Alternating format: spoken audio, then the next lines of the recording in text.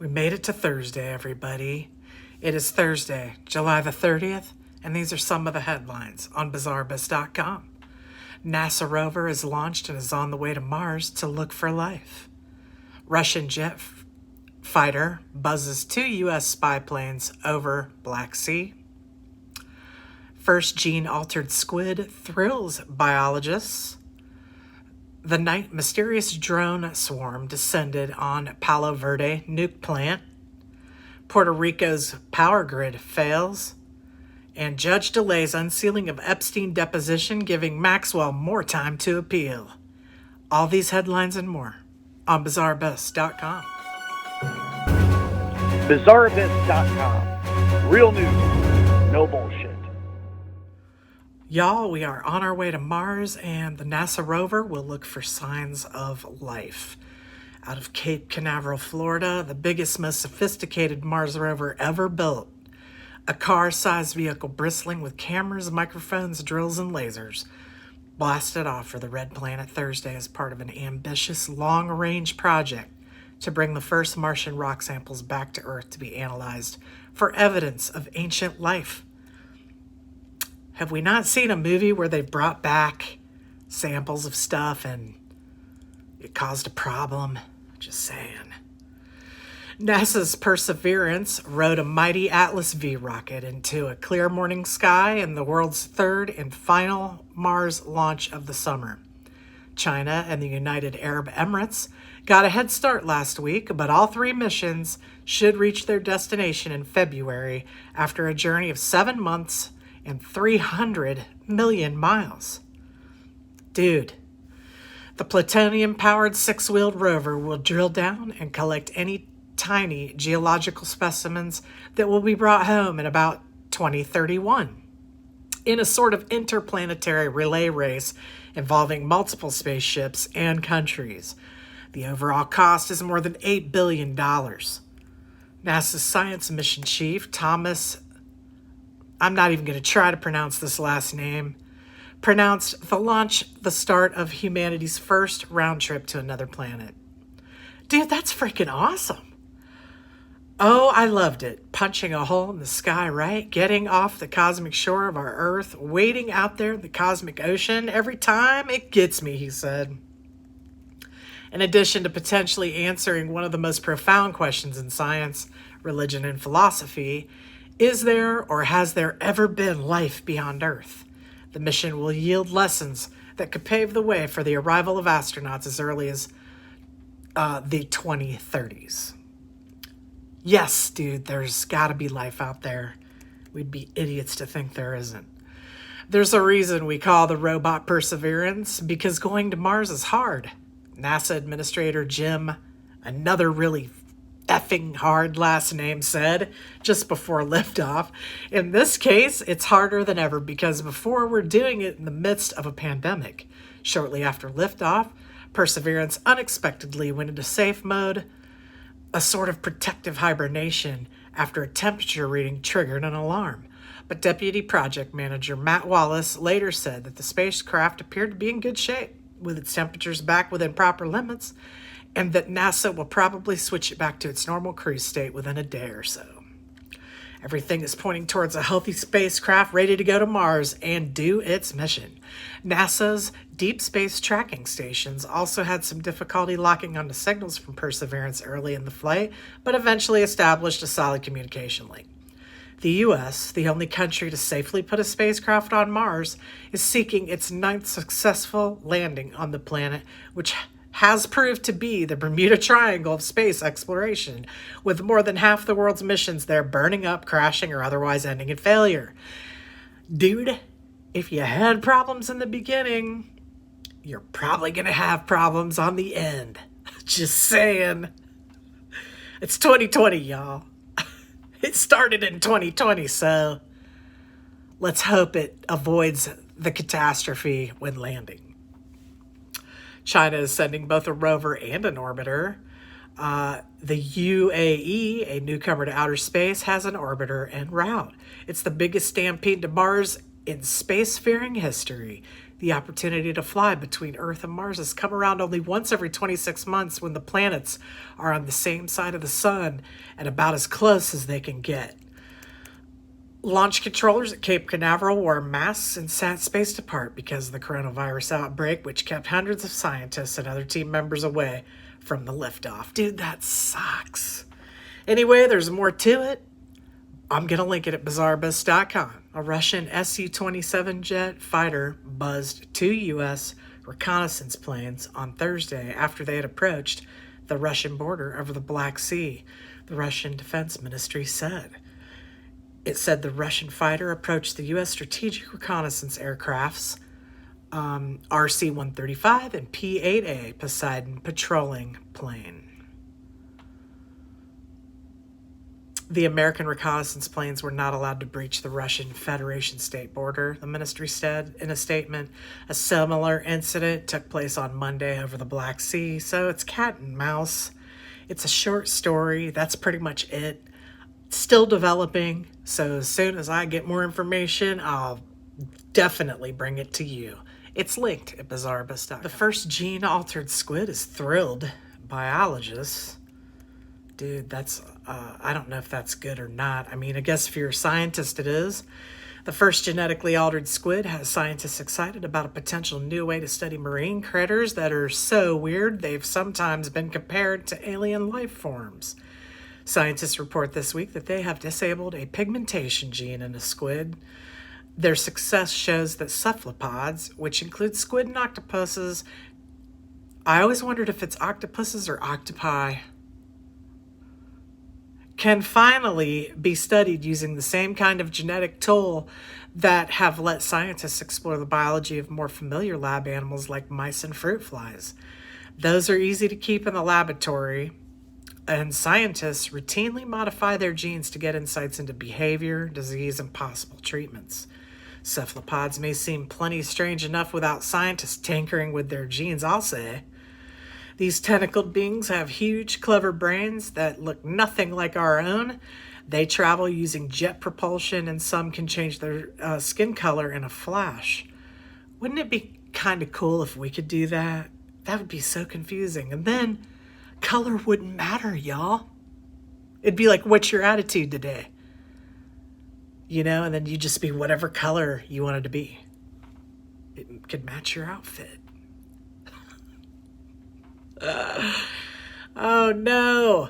They evolved these big brains and this behavioral sophistication completely independently, says Joshua Rosenthal, a researcher at the Marine Biological Laboratory in Woods Hole, Massachusetts. This provides an opportunity to compare them with us and see what elements are in common and what elements are unique. As long as they don't know it or are hurting, that would suck. Until now, cephalopod research has been hindered by the facts that there have been no way to manipulate squid or octopus genes. Rosenthal is part of a group that's trying to change all that. The team is raising a wide array of exotic cephalopod species. New? A wide array of exotic? Does that mean you're like mixing them together? What are you doing, dude? Everything from flamboyant cuttlefish to pygmy octopuses. I don't like saying octopuses. I'd rather say octopi, but I don't know if it's appropriate. To figure out how to keep them going in captivity and alter their DNA. The researchers also work with a famous local squid that lives in the waters around Woods Hole. Historically, this squid has been important for neurologists because it has a giant, easy-to-study nerve cell. Much of what's known about how nerve cells send electrical signals comes from studies of this cell, and the research led to a Nobel Prize in 1963. Furthermore, scientists have sequenced the DNA that makes up this squid's genetic code. Each summer, a research boat goes out from the Woods Hole and collects the squid. Karen Crawford of St. Mary's College of Maryland, a key member of the research team, had previously figured out how to take sperm and eggs from this squid and produce embryos in the lab. This squid's pissed. Like, oh God, here comes this boat again. They're going to rape me. What? Not cool, dude. Why is the squid still hanging out? I'd be getting the hell out of there. Building upon that work, she and her colleagues figured out how to inject gene-altering materials into the fertilized egg to disrupt a gene involved in coloring the squid's skin and eye cells. The biggest challenge was getting through a tough outer layer that surrounded the early squid embryo. For months, we would have needles break, so we came up with a way to get the injection needle in finally. That turned out to be one of the biggest roadblocks in this study. The resulting squid hatchlings had far fewer of the little dark spots that are normally characteristic of the species because the pigmentation gene was knocked out in almost every cell. So they're clear, dude. For me, this is game-changing. I've been interested in trying to understand how these animals work on a molecular level, and so now we actually have the ability to go in and test what an individual gene does, says Carrie, another member of the research team who also works at the lab. This is something that, honestly, if you asked me 5 years ago if we'd be able to do, I would have just giggled and said, I dream of it, but I didn't think it would be possible, and yet here we are. So they don't have any color. There's just like these little dots on them, but they're alive, dude, so I don't know, dude. This is like Dr. Moreau or something. The particular squid species isn't amiable to being raised to maturity in the lab. It's just too big. But there are... What do they do? Kill them? Dude! You took me... okay, I'll just stop, because... Seriously! But there are plenty of other smaller squid and octopus species, and the team is already working to transfer the technology to the ones they're cultivating in captivity. The researchers are also looking to add in genes rather than just knocking out existing ones. Dude, they're building a monster. What if they create like a super monster freaking squid that we've seen on some Japan movie, like Godzilla or something? The work has thrilled the other squid biologists. This chick named Sarah studied the Hawaiian bobtail squid. She said researchers have tried to genetically alter cephalopods in the past. Is this safe? It's incredibly impressive that they've gotten it to work, and this is a huge advancement for cephalopod researchers all over the world. Well, I don't know about that. It just seems a little bit brutal. And what are you doing with the ones that you're raising? Do you, just put them in the ocean where they're, see-through and nobody can freaking see them? Are they like jellyfish? I mean, what do you do? We need to know more, dude. Anyway, I'm going to link it at bizarrebus.com so you can see the photos for yourself. The night a mysterious drone swarm descended on Palo Verde nuclear power plant. The mysterious case of mass drone incursions over America's most powerful nuclear power plants that only resulted in more questions and no charges. Dude. While the news has been filled with claims that strange unidentified craft with unexplainable capabilities are appearing over highly sensitive U.S. installations and assets as of late, a much less glamorous, more numerous, and arguably far more pressing threat has continued to metastasize in alarming ways. That posed by lower-end and even off-the-shelf drones. Less than a year ago, and just days after the stunning drone attacks on Saudi Arabia's most critical energy production infrastructure deep in the heart of that highly defended country, a bizarre and largely undisclosed incident involving a swarm of drones occurred on successive September evenings in 2019. The location?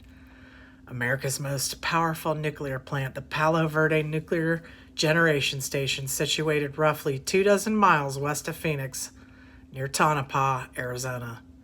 And I always pronounce that wrong. If I got it wrong again, I'm sorry. In a trove of documents and internal correspondences related to the event, how come we're just now hearing about this? Officials from the Nuclear Regulatory Commission described the incident as a dronapalooza and said that it highlighted concerns about the potential for future adversarial attacks involving small unmanned aircraft and the need for defenses against them. Even so, the helplessness and even cavalier attitude towards the drone incident as it was unfolding by those that are tasked with securing one of America's largest and most sensitive nuclear facilities serves as an alarming and glaring example of how neglected and misunderstood this issue is. I will say, that's an effing problem, y'all. What you're about to read, or have read to you rather, is an unprecedented look inside the type of event that is less isolated in nature than many would care to believe. Troubling incidences of protracted activity by swarms of drones, including a series of very strange incidences in Colorado, y'all, and neighboring states last year. Remember those? That the mainstream media was quick to blow off without any real evidence to prompt such a dismissal. The FDA blew it off, the sheriffs blew it off, everybody freaking blew it off. Are occurring over and near some of America's most critical infrastructure. It's freaking like fucking spies or something. These events are occurring as lower end and lower performance unmanned aircraft systems, or UASs, have become weaponized to increasingly remarkable degree in recent years.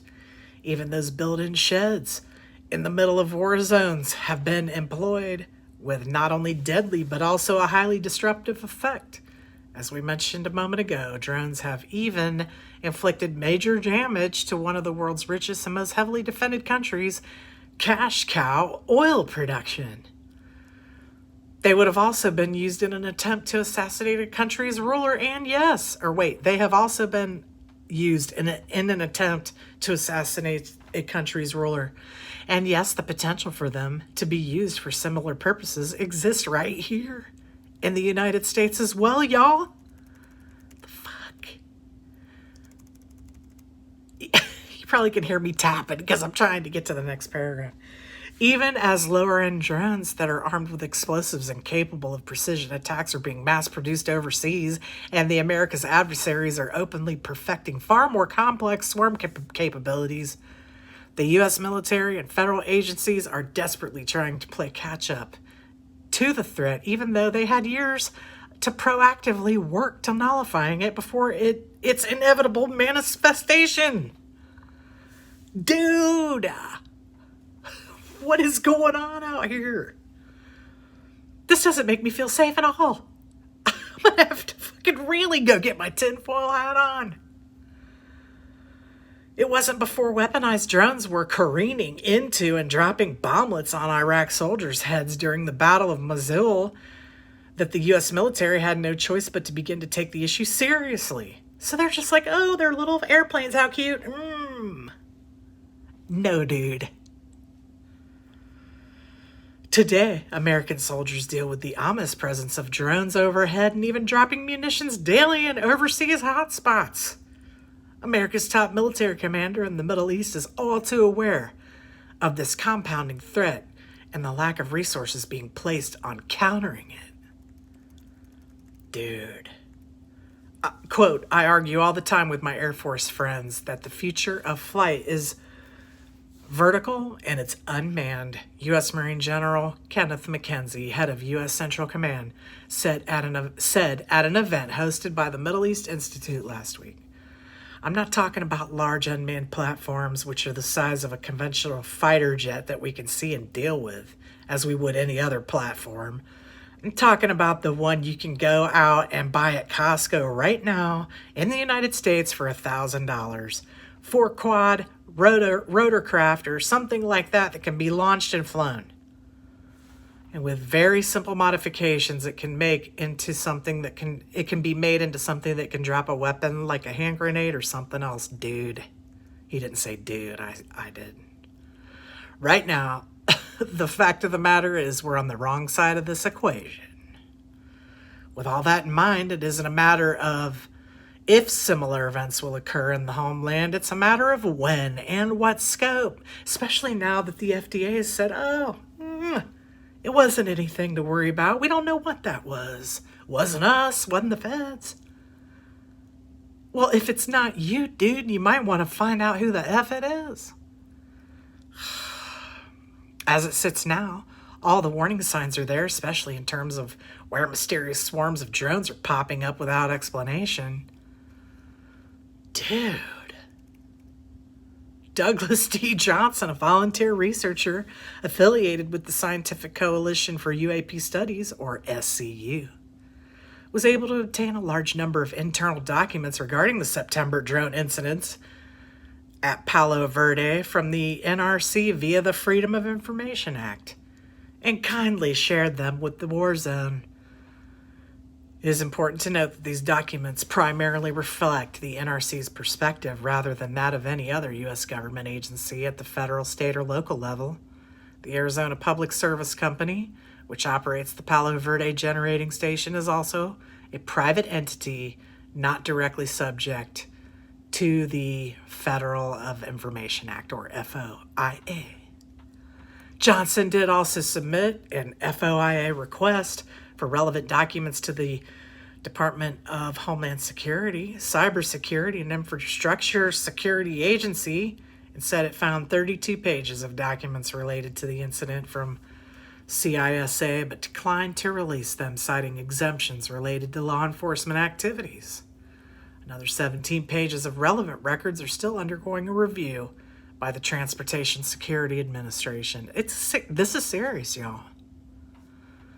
This particular story starts on September 29th, 2019, shortly before 11 p.m. local time at Palo Verde Nuclear Generating Station. Daphne Rodriguez, an acting security section chief at the plant, called the duty officer at NRC's headquarters. Rodriguez reported that a number of drones were flying over and around the restricted area near the Nuke power plant, Unit 3, which houses one of its 3 pressurized water reactors. And then it goes into like a photo or outline of that reactor, which I'm surprised they had released that. Thomas Kenzia, a headquarters emergency response officer at the HOC, subsequently created an incident report. And the HOC's policy is to have one headquarters operation officer and one headquarters emergency response officer on duty 24 hours a day, every day, with no exceptions. The designated HOO officer for the shift has the primary responsibility for receiving reports and determining appropriate actions. The counterpart role provides procedural, communications, and administrative support to that person. According to 2018 NRC Office of the Inspector General's report on headquarters staffing issues, the key portions of the SID entry that Kenzia created, which was then updated as time went on, are as follows. Officer noticed several drones, 5 or 6, flying over the site. The drones are circling the 3-unit site inside and outside the protected area. The drones have flashing red and white lights and are estimated to be 200 to 300 feet above the site. It was reported that the drones had spotlights on while approaching the site, and they turned off when they entered the security owner-controlled area. Drones were first noted at 2050 Mountain Standard Time and are still over the site as of 2147. Security posture was normal, which was changed to elevated when the drones were noticed. The licensee notified one of the NRC resident inspectors. As of 02:37 Eastern Standard Time, no drones have been observed at the site since 22:30 Mountain Standard Time. Officers believe drones were over 2 feet in diameter. Personnel at the HOC also then called the duty officer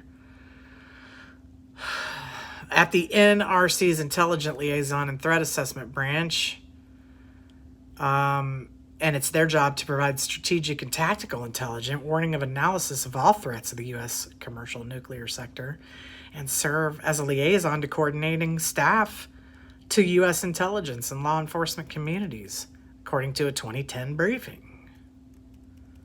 That wasn't the end of it, though, for Palo Verde. The very next night, Ismael Garcia, a security supervisor at the plant, called to report another drone incursion over sensitive areas.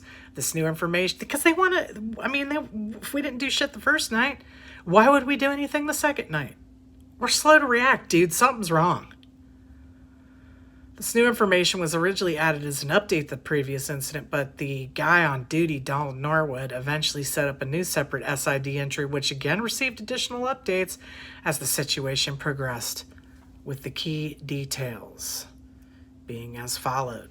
4 drones were being observed flying beginning 2051 Mountain Standard Time on September 30th, 2019, and continuing through this time of this report, 2113 Mountain Standard Time.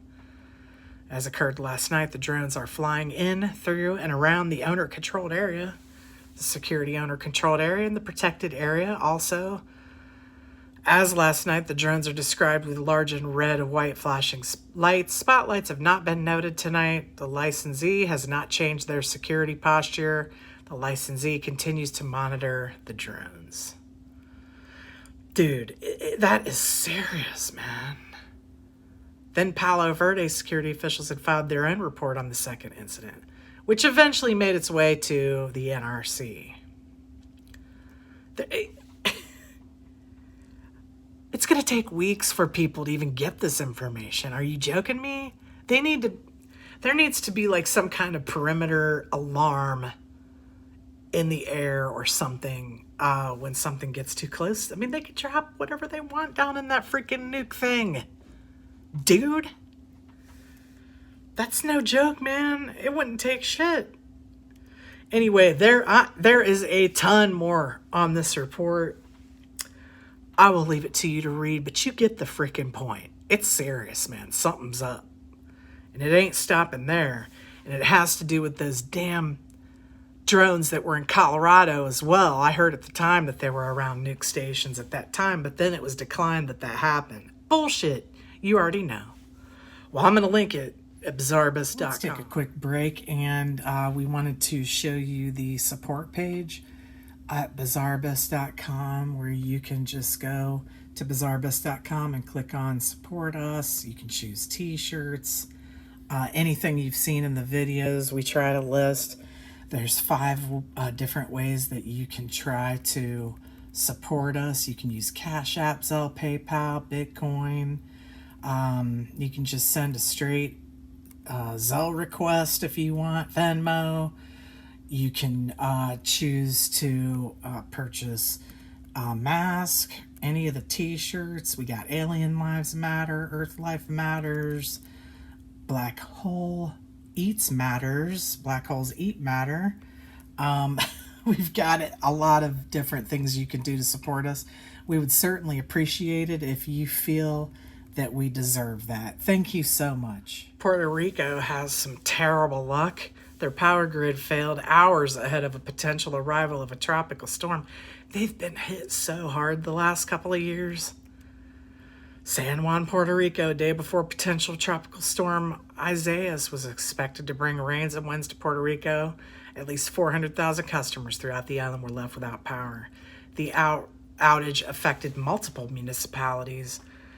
But even on Wednesday morning, hours before the storm was expected to be felt across the island and people and officials prepared for its effects, an internal spat within Puerto Rico's bankrupt electric utility company dominated headlines. Damn. Following Tuesday night's outage, executives and workers for the Puerto Rico Electric Power Authority, or PREPA, could not agree on what caused the widespread blackout, as the utility's head blamed it on internal terrorism and called for a federal investigation. Dude. The renewed outrage over the island's beleaguered electric power grid also comes after a letter from the Federal Emergency Management Agency that claimed Puerto Rico was not prepared to respond to a major event, according to reports from CBS News, on top of a rising number of COVID-19 cases. The president of the Electrical Industry and Irrigation Workers Union, a well-known union representing PREPA workers, tweeted about the incident.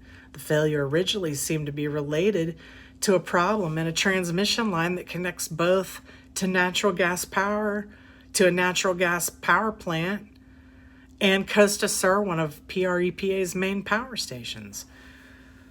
According to this person, the most affected municipality was Caguas. I probably hacked that, with 72,000 residents left without electricity.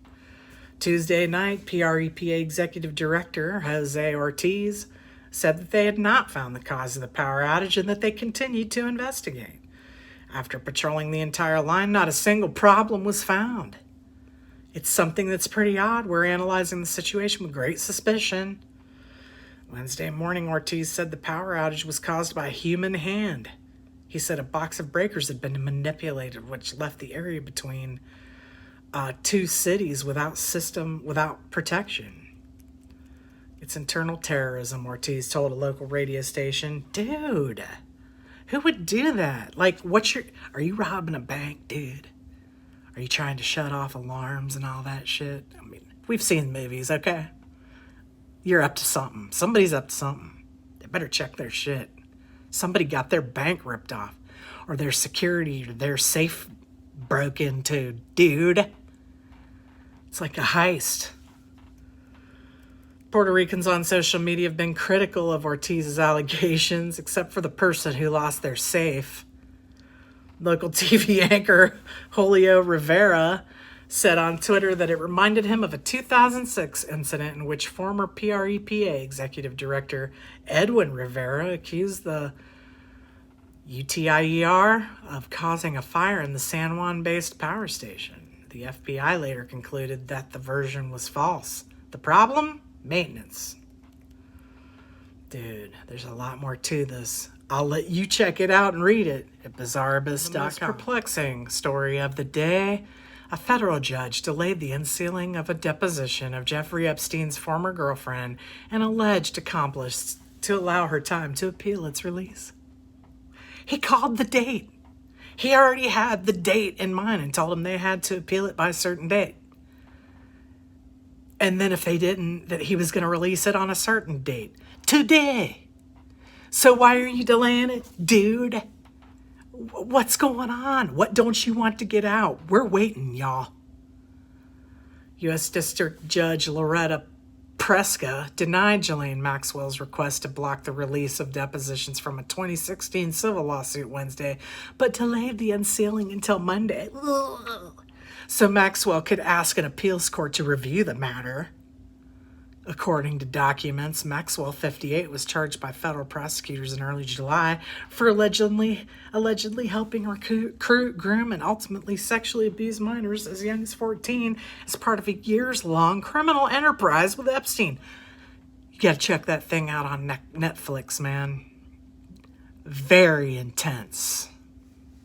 She pleaded not guilty, of course, and was ordered jail pending trial. I'm lucky she's not hung yet, or Clintoned, or suicided, or disappeared. She also is charged with 2 counts of perjury. The deposition Maxwell's legal team is fighting to keep sealed is connected to a 2015 defamation case brought by Virginia Roberts. I can't pronounce her last name. She was on the Netflix thing too, who claimed Epstein sexually abused her while she was a minor and that Maxwell aided in the abuse. I believe her. You should see the thing. The case was settled in 2017, but not really. Maxwell denied knowing if Epstein had a scheme to recruit, but she's lying. Unless an appeals court rules against it, the deposition and documents relating to it will be unsealed on Monday. That's the new date, y'all. 8/3. And I will be here. Additional documents Judge Preska ruled on last week will be unsealed Thursday as scheduled. Where the F are they? You can't find them. Where are they? If you get them, send them to me. bizarreabyss@gmail.com. Those documents include emails and depositions by others, including that chick that accused them and anonymous women who also claimed to have been abused by Epstein. In a ruling last week, Preska said that the public's right to have access to information carried heavier weight than the annoyance or embarrassment to Maxwell. Where are the fucking documents? I mean, if they're releasing them, who are they releasing them to? I haven't seen them. Maybe they're out there by now. I don't know. Somebody's got them. Somebody who likes to dig has them for sure. In the context of this case, especially its allegations of sex trafficking of young girls, the court finds any minor embarrassment or annoyance resulting from Miss Maxwell's mostly non-testimony is far outweighed by the presumption of public access, she said. Well, good for her. However, in that ruling, the judge did say that some information will remain sealed. Several medical records included in the court filings will remain sealed, and the multiple anonymous women, Jane Does, who accused Epstein of abuse but have not publicly spoken out, will continue to have their identities redacted in the documents. Okay, so we need links to these documents so we can read them and know what's going on. I have not had time to look up the links. If somebody wants to email that info to me, that'd be great. But yeah, Monday's the day, dude. So will we get names? Who knows? I hope that we get names. We need to know who these assholes are that were also involved. She's a definite perpetrator. Anyway, thanks for tuning in tonight. I really appreciate it, and I hope you enjoyed the news. I'll be back tomorrow night with more news from Biologists.com. So stay bizarre, and we'll talk to you tomorrow. Yeah. Make sure you take a deep breath. Think positive. Just saying. Dude. Penguins given free rein to roam around the aquarium since there's no visitors allowed. That's awesome! Dude, look! He's looking around! He's loving it! I got a new section on the headlines page at the bottom called Bad Seeds. Matt Gaetz of Florida, 1st Congressional District, mocked the whole process by wearing a gas mask when reviewing the funding. You're a super freaking winner, dude. An Alaska airman has been punished for peeing in the office coffee maker. Dude, why? Like, why? Did you take it in the bathroom with you? Did you stand in the kitchen and whip it out? Clearly, this airman is